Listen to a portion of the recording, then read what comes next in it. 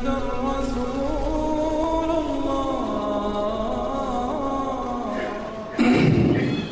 السلام عليكم ورحمة الله وبركاته. بسم الله الرحمن الرحيم. الحمد لله رب العالمين، والصلاة والسلام على أشرف الأنبياء والمرسلين وعلى آله وصحبه أجمعين. قال رب اشرح لنا صدرنا ويسر لنا أمورنا واحلل عقدة من لساننا يفقه قولنا. نويت التعلم والتعليم والتذكر والتذكير والنفع والانتفاع والإفادة والاستفادة والحث على التمسك بكتاب الله وسنة رسول الله صلى الله عليه وسلم والدعاء إلى الهدى والدلالة على الخير ابتغاء وجهنا وقربه وثوابه سبحانه وتعالى. سبحان الله والحمد لله ولا إله إلا الله والله أكبر ولا حول ولا قوة إلا بالله العلي العظيم. Tuan-tuan sedang hadirin hadirat muslimin dan muslimat yang dirahmati dan dikasihi, mudah-mudahan kita mendapat rahmat Allah Subhanahu wa taala di dalam majlis yang sangat dicintai oleh Allah dan Rasul. Tuan-tuan sedang hadirin, saya ini sebagai pengganti kepada guru mulia kita Al-Habib Ali Zainal Abidin bin Abu Bakar Al-Hamid, dan mudah-mudahan dia sedang berdakwah di Australia dan mendapat rahmat daripada Allah Subhanahu wa taala. Jadi tuan-tuan, biasanya kalau Habib Ali ini semua orang tahu keilmuan dia bagaimana, tuan-tuan sekalian. Jadi makan pun sedaplah sikit. Kalau Habib Ali punya tu makanan dia sedaplah. Tapi hari tuan-tuan, saya yang ganti ni ibarat kata tak ada rotan, akar pun guna. Tapi yang ni bukan akar, tali pisang je tuan-tuan sekalian. Jadi tali kulit pisang ni atau tali pokok pisang ni kering dia diputus. Jadi tuan-tuan sekalian, kalau tak sedap makan malam ni, saya mohon maaf. Itu yang saya dapat sampaikan kepada tuan-tuan. Dan kalau tersalah, sebab dalam ni mungkin ramai yang berilmu, ramai yang menjadi ulama yang sembunyi, yang diam saja tuan-tuan sekalian. Kalau saya tersalah cakap pada malam ni, saya mohonlah pada tuan-tuan perbetulkan saya dan maafkanlah kesilapan yang saya lakukan. InsyaAllah kita dah sampai kepada babun liyuballigh syahidu al-ghaib, insyaAllah. Bismillahirrahmanirrahim. Kita berkasih Sahih Al-Bukhari. Nafa'ana bi'ulumihi bid-darain. Amin. Allahumma amin. Bab yuballigh syahidu al-ghaib. Bab orang-orang yang hadir yang di dalam pengajaran agama harus menyampaikan pengetahuan yang diperolehnya kepada orang-orang yang tidak hadir. An Abi Shuraih radhiyallahu anhu qala sami'tu Rasulullah sallallahu alaihi wasallam al-ghada min yawm al-fath yaqulu qawlan sami'athu udunaya wa wa'ahu qalbi wa absarathu 'aynaya hina takallama bihi hamidallah wa athna 'alayhi thumma qala inna makkah harramaha Allah wa lam tuharrimha an-nas fala yahillu li imri'in yu'minu billahi wal yawmil akhir أن يسفك بها دما ولا يعضك بها شجرة فإن أحد ترخص لقتال رسول الله صلى الله عليه وسلم فيها فقولوا إن الله قد أذن لرسوله ولم يأذن لكم وإنما أذن لي ساعة من نهار ثم عادت حرمتها اليوم كحرمتها بالعكس وَلْيُبَلِّغِ الشَّاهِدُ الْغَائِبِ. Terus. Diriwayatkan dari Abu Sa'id, Abu Shuraih berkata, ketika Amr bin Sa'id mengirimkan pasukan ke Makkah, yakni untuk memerangi Abdullah bin Az-Zubair, aku berkata kepadanya, yakni Amr, Wahai pemimpin, izinkan aku untuk mengatakan apa yang pernah dikatakan Nabi Muhammad SAW dalam perjalanan penaklukan Mekah. Telingaku dengan jelas mendengarkannya dan hatiku memahaminya benar, dan aku melihatnya dengan mata kepalaku sendiri. Pada saat Nabi SAW mengatakannya, beliau memuji dan mengagungkan Allah, kemudian bersabda, Allah SWT yang menetapkan kesucian Makkah, bukan manusia. Maka orang-orang yang beriman kepada Allah dan hari akhir tidak boleh menumpahkan darah atau menebang pepohonan di tempat itu. Jika ada orang yang mendebat larangan ini dengan alasan Allah mengizinkan Rasulnya berperang, yakni di dalam kota Mekah, katakanlah bahawa Allah SWT memberi izin kepada Rasulnya, tetapi ia tidak memberikan izinnya kepadamu. Jadi Nabi Muhammad SAW menambahkan, Allah hanya mengizinkan aku beberapa jam pada hari ini, yakni dalam penaklukan Mekah, dan hari ini kesucian kota ini sama dengan sebelumnya. Orang-orang yang mendengar keteranganku hari ini berkewajiban menyampaikannya kepada orang-orang yang tidak hadir hari ini. Terus. Bab ithmi man kadaba 'ala an-nabi, bab dosa seseorang yang mengatakan dusta tentang Nabi Muhammad sallallahu alaihi wasallam. An Ali radhiyallahu anhu qala sami'tu Rasulullah sallallahu alaihi wasallam yaqulu la takdzibu alayya fa innahu man kadzaba alayya falyatabawwa maqadahu minan nar. Diriwayatkan dari Ali radhiyallahu anhu, Nabi Muhammad sallallahu alaihi wasallam pernah bersabda, jangan pernah mengatakan dusta tentang aku, sebab siapapun mengatakan kebohongan tentang aku yang dengan sengaja, maka niscaya ia akan dimasukkan ke dalam api neraka. عن سلمة بن الأكوع رضي الله عنه قال سمعت رسول الله صلى الله عليه وسلم يقول من يقول علي ما لم أقل فليتبوأ مقعده من النار. Diriwayatkan dari Salamah bin Al-Aqwa radhiyallahu anhu, aku pernah mendengar Nabi Muhammad SAW bersabda, jika seseorang mengatakan sesuatu yang tidak pernah aku katakan dengan menisbahkannya kepadaku, maka nescaya ia dimasukkan ke dalam api neraka. An Abi Hurairah radhiyallahu anhu, an Nabi sallallahu alaihi wasallam qala tasammau bil bismi wa la taqtanu bikunyati wa man rani bil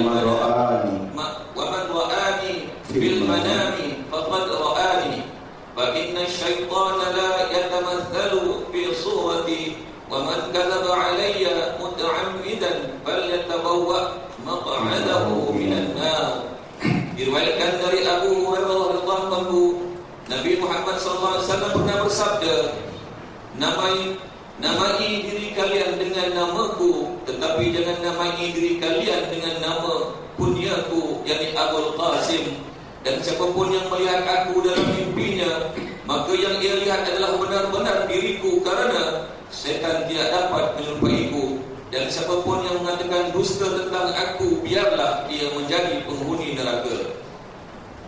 Jadi tuan-tuan dan sahabat sekalian, insya-Allah pada malam ni kita membaca 4 hadis. Insya-Allah hadis yang pertama dalam 2 bab ini, tuan-tuan sekalian, bab pada menyatakan orang-orang wajib atas seseorang menyampaikan ilmu, menyampaikan pengetahuan kepada orang yang tidak hadir di dalam majlis ilmu.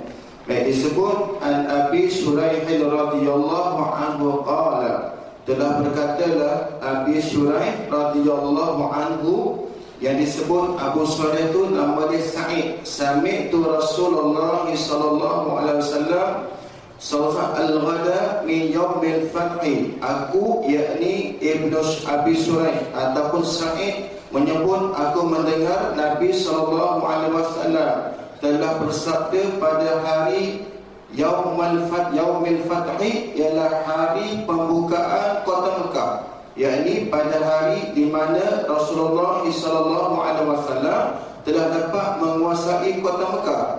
yaqulu qawlan, telah berkatalah Rasulullah SAW akan satu perkataan, sami'atul uzunaya, yang telah mendengar akan perkataan itu oleh dua telingaku. Dalam keadaan telingaku jelas mendengar kata Sa'id ataupun Abu Shuraih. Dia memekik kepada pemimpin pada ketika itu, iaitulah yang disebut Ammar bin Sa'id, yang pada ketika itu sudah mengirim satu angkatan tentera untuk memerangi Abdullah bin Zubair, seorang sahabat. Jadi tuan-tuan sekalian, ketika itu Ammar bin Sa'id memegang tampuk pemerintahan nak berperang dengan Abdullah bin Zubair yang ketika itu berada di Mekah. Sedangkan tuan-tuan sekalian, Nabi pernah bersabda bahawasanya kemuliaan kota Mekah tidak boleh berperang di dalam kota Mekah.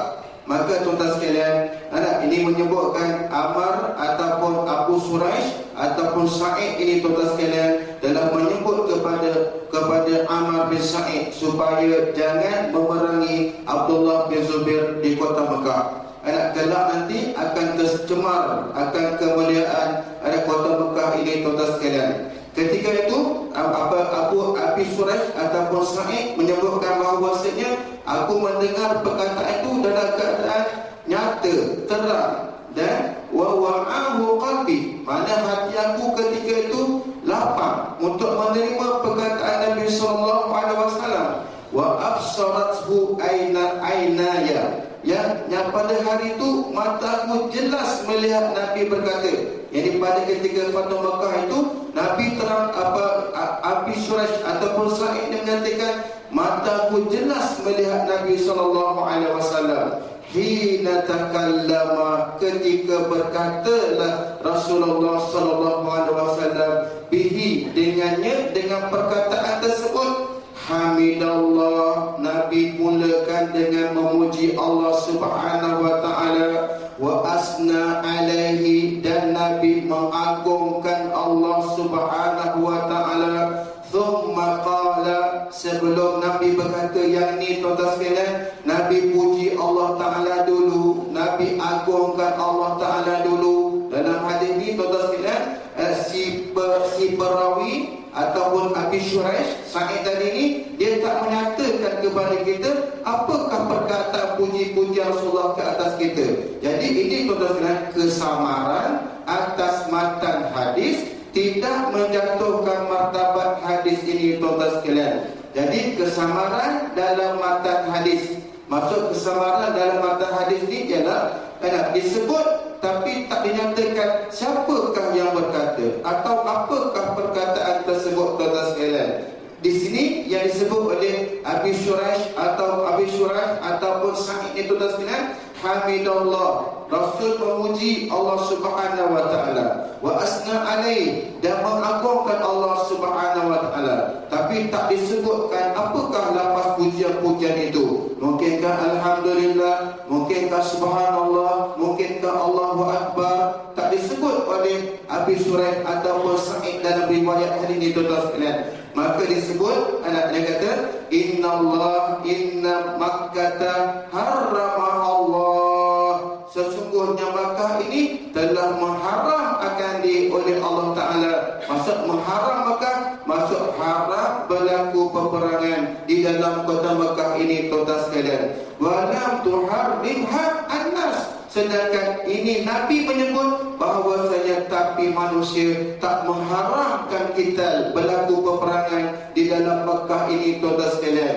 Fala yahillu limri'in, maka tidak halal bagi seseorang yu'minu billah, yang beriman dengan Allah Subhanahu wa taala, wal yaumil akhir, dan yang beriman dengan hari akhirat, ayyasfika biha daman, bahawa menumpahkan di Mekah itu daman akan darah. Maksudnya jangan tumpahkan darah. Wa imma, sekalipun, tuan-tuan sekalian, untuk berlaku hudud atau bunuh balas takkan dilakukan oleh Nabi di kota Mekah, tuan-tuan sekalian. Walaupun itu halal sekalipun, tuan-tuan sekalian, tidak dilakukan oleh Rasulullah sallallahu alaihi wasallam, kerana nak menjaga kehormatannya kota Mekah ini, tuan-tuan sekalian. Dan sehingga wala ya'dida biha syajaratan, menebang ataupun memangkas ataupun mencabut di Makkah itu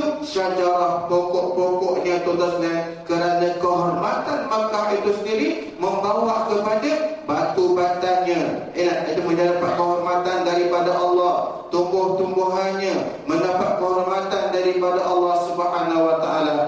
Maka sebab itulah tuan-tuan sekalian, kalau kita dalam ihram haji ataupun umrah, kita pergi Mekah tuan-tuan sekalian, kita patahkan kita satu pokok, kita cabut satu pokok daun kayu, ataupun kita tebang satu pokok kayu tuan-tuan sekalian, maka kena dam, dinilaikan berapakah satu helai daun kayu itu, berapakah nilainya. Maka tuan-tuan sekalian, ini sebab apa?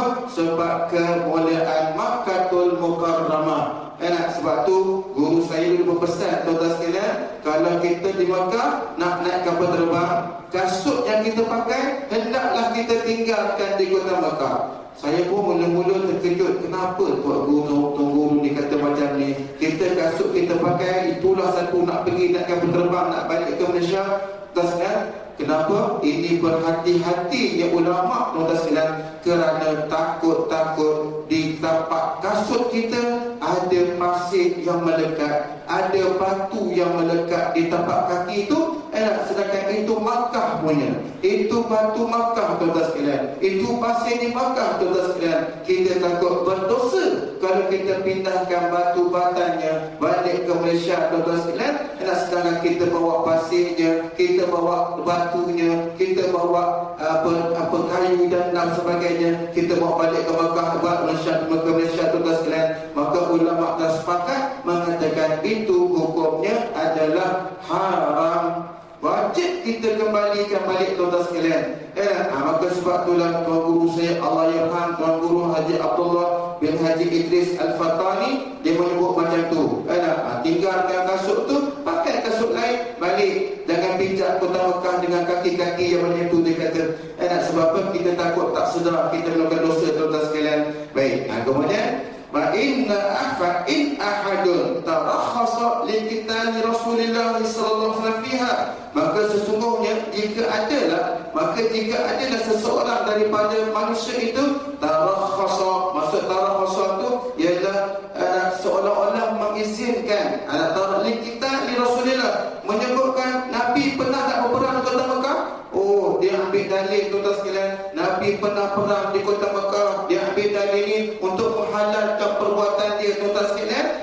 Maka di sinilah tuan-tuan sekalian, faqulu, maka berkatalah mereka itu, jika berkatalah bahawasanya innallaha, katakan bagi mereka itu. Kalau ada orang yang mengatakan Nabi juga dulu pernah berperang di kota Mekah, Nabi juga dulu pernah melakukan mengajak sahabat berperang di kota Mekah ketika Fathu Mekah, maka hendaklah kita mengatakan kepada orang mengatakan dengan dalil tersebut, innallaha, sesungguhnya Allah Ta'ala itu qad azina li rasulihi, sesungguhnya telah mengizinkan bagi rasulnya, itu Nabi kita Nabi Muhammad, kemudian lam ya'zana lakum, pada hari itu hanya diizinkan kepada Nabi sahaja. Pada Fathu Mekah itu tuan-tuan sekalian, hanya diizinkan kepada Nabi kita saja. Walam ya'zan lakum, sedangkan Allah Ta'ala tidak pernah mengizinkan bagi kita atau bagi manusia yang lain tuan-tuan sekalian. Dan disebut wa innama azina li itu Rasulullah SAW. Wa innama, sesungguhnya diizinkan bagi aku, yakni bagi Rasulullah SAW, sa'atan min naharin, berapa ketika saja pada waktu siangnya. Summa adat, kemudian kembalilah balik oleh hormatuha, kehormatan Mekah itu, al-yawm, pada hari ini, kahurmatiha bil amsi, macam mana sebelumnya, macam itulah kemuliaan Mekah hanya pada hari Fathu Mekah itu saja tuan-tuan sekalian. Sedangkan Nabi SAW ketika Fathu Mekah ini tuan-tuan sekalian, ketika Fathu Mekah, Nabi boleh tak Nabi membalas orang yang membunuh para sahabat, orang yang memerangi Rasulullah, boleh balas tak pada ketika Fathu Mekah?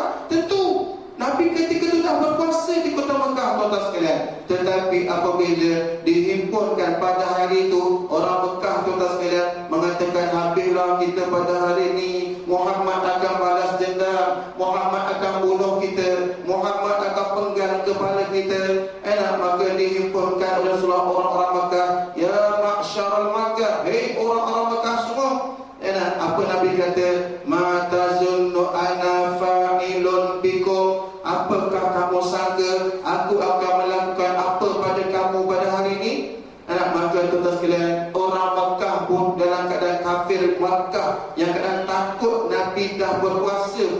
ketika itu tuan-tuan sekalian, maka para sahabat, para orang kafir Mekah pada ketika itu mengatakan, antal karim, engkau yang mulia, wa bunul akhul karim, dan engkau anak orang yang mulia. Maka itu katanya tuan-tuan sekalian kepada itu, engkau orang yang mulia, dan engkau anak orang yang mulia, engkau saudara wa akhu karim, dan engkau ni saudara yang mulia. Maka tuan-tuan sekalian, Nabi mengatakan, benar kalian, siapa yang masuk Masjid Haram selamat, siapa yang masuk rumah sendiri selamat, siapa yang masuk ke rumah Abu Sufyan selamat. Maka tuan-tuan sekalian, tengok betapa Nabi SAW bukan nak membunuh, bukan nak diserang, bukan nak dipenggal kepada orang kafir ketika itu tuan-tuan sekalian. Maka itu cerita dalam hadis ni tuan-tuan sekalian, yang mahallu terjemah atau tajuk kita pada malam ni yang last sekali tuan-tuan sekalian. Kemudian wal yuballighish syahidu al-ghaibah, maka sesungguhnya hendaklah menyampaikan oleh orang yang hadir dalam majlis ilmu, menyampaikan ilmu tersebut al-ghaibah kepada orang-orang yang tak hadir ni tuan-tuan sekalian. Ini tajuk kita pada malam ni, ini mahallu terjemah kita pada malam ni tuan-tuan sekalian. Maka kalau kita tanya, apakah hukum kita menyampaikan ilmu tuan-tuan sekalian? Maka hukumnya adalah menyampaikan ilmu itu adalah hukumnya wajib. Maka siapa yang ada ilmu, maka menyampaikan ilmu itu adalah wajib. Maka siapa yang tidak ada ilmu, menuntut ilmu itu adalah hukumnya wajib fardu ain. Bukan wajib fardu kifayah, tetapi wajib fardu ain. Tertentu di atas tiap-tiap kita yang mengucap syahadah tuan-tuan sekalian, yang akhir balik, maka tertentulah pada kita hukumnya macam tu tuan-tuan sekalian. Baik, kalau macam tu, sehingga-hinggalah tuan-tuan sekalian, dan disebut oleh Nabi SAW dalam satu hadisnya, maka tuan-tuan disebut dalam satu hadisnya, idza zaharatil fitan au qala al-bid'u wa subba ashabi falyuzhir alimu ilmahu faman lam yaf'al dhalika fa'alaihi la'natullah wal malaika wan nasi ajma'in la yakbarullahu minhu sarfan wala adlan atau kama qala Nabi sallallahu alaihi wasallam. Ada disebut iza zaharatil fitan. Ini saya nak sangkut dengan zaman kita sekarang ni tuan-tuan sekalian. Iza zaharatil fitan, apabila telah zahirlah oleh fitnah. Fitnah ni tuan-tuan sekalian, fitnah agama zaman kita ni terlalu hebat. Zaman kita ni fitnah agama terlalu hebat. Dengan adanya WhatsApp, dengan adanya SMS, dengan adanya Facebook, dengan adanya Twitter, fitnah tersebar dengan senangnya tuan-tuan sekalian, dan dengan cepatnya tersebarnya benda ni tuan-tuan sekalian. Dan kita please tolong jangan sebarkan benda yang belum pasti. Ini kita tengok hadis yang ketiga, yang tiga di bawah tajuk ni tuan-tuan sekalian, disebarkan. Zaman kita lah ni, bila disebarkan, kita tanpa usul periksa terus saja sebarkan tuan-tuan sekalian. Entah benda ni benar, entah benda ni salah, daripada mana sumbernya kita pun tak tahu, sebarkan. Maka tersebar ni tuan-tuan sekalian, maka fitnah berluasa di kalangan kita pada hari ini tuan-tuan sekalian. Saya bukan nak saya nak sebut ni tuan-tuan sekalian. Saya baru dengan Habib Ali, bersama-sama dengan Habib Ali, guru kita, saya pergi ke Hadramaut, sama pergi ke Tarim dengan dia, pergi pun sama, balik pun sama tuan-tuan sekalian. Maka saya sebut ketika tu Yaman sedang bergolak, tapi tuan-tuan sekalian, Habib Umar kata, ini fitnah dunia, jangan pengumpulan, jangan kamu balik. Ini fitnah yang tak lama dekat Yaman, dekat Hadramaut ni tak lama, tolong jangan balik. Kalau kamu nak balik juga, kami tak melarang, kata Habib Umar. Tetapi kalau kami suruh kamu balik, tapi kamu tak nak balik, maka itu adalah orang yang jujur dengan kami, kata Habib Umar tuan-tuan sekalian. Maka fitnah ni berperang dekat yang berperang. Ini fitnah. Jangan sebutlah sebab tu, sebab ni, perang kerana tu, perang kerana ni. Ini fitnah agama tuan-tuan sekalian. Sebab tu kita sebagai orang Islam kena pandai. Jangan tengok dalam televisyen, jangan tengok dalam surat khabar, jangan tengok dalam tu. Kita sekarang ini tumpukan perhatian kita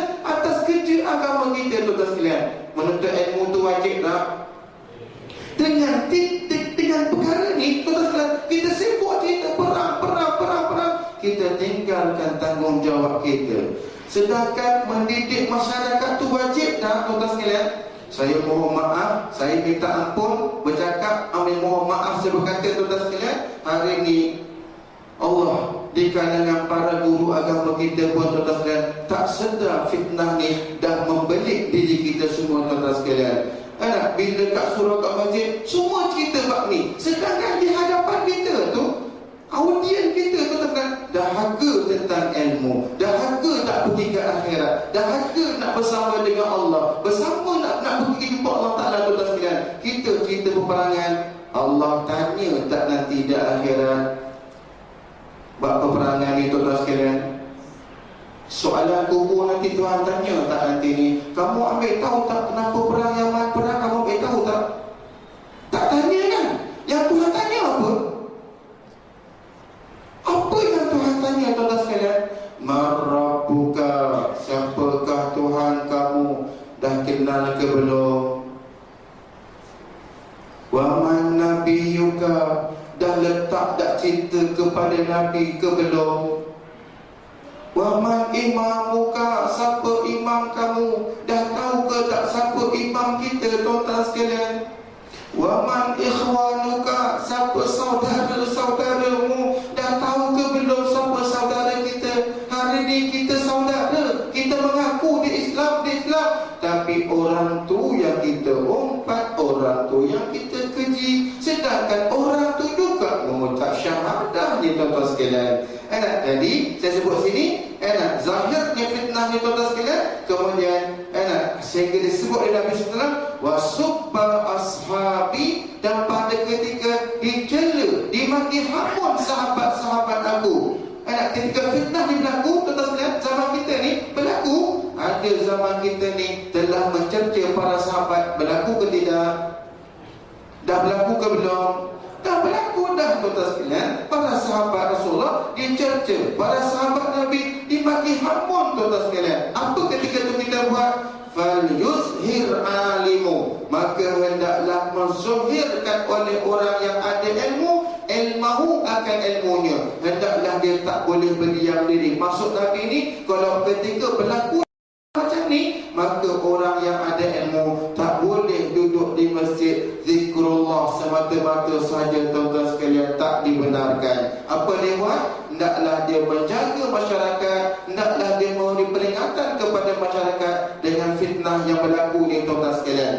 Kemudian disebut faman lam yaf'al dzalika, maka barang siapa yang tidak melakukan apa yang Nabi sebut ni, zuhirkan ilmu oleh orang alim. Hari ni fitnah ni, tuan-tuan sekalian, bukan hanya berlaku di kalangan orang jahil, bukan hanya berlaku di kalangan musuh kita, tapi tuan-tuan sekalian, yang dinamakan ulama, yang dinamakan ustaz, yang dinamakan guru agama, tuan-tuan sekalian, maka daripada mereka lahirnya fitnah, dan kepada mereka lah, tuan-tuan sekalian, fitnah itu akan dikembalikan oleh Allah Subhanahu wa Ta'ala.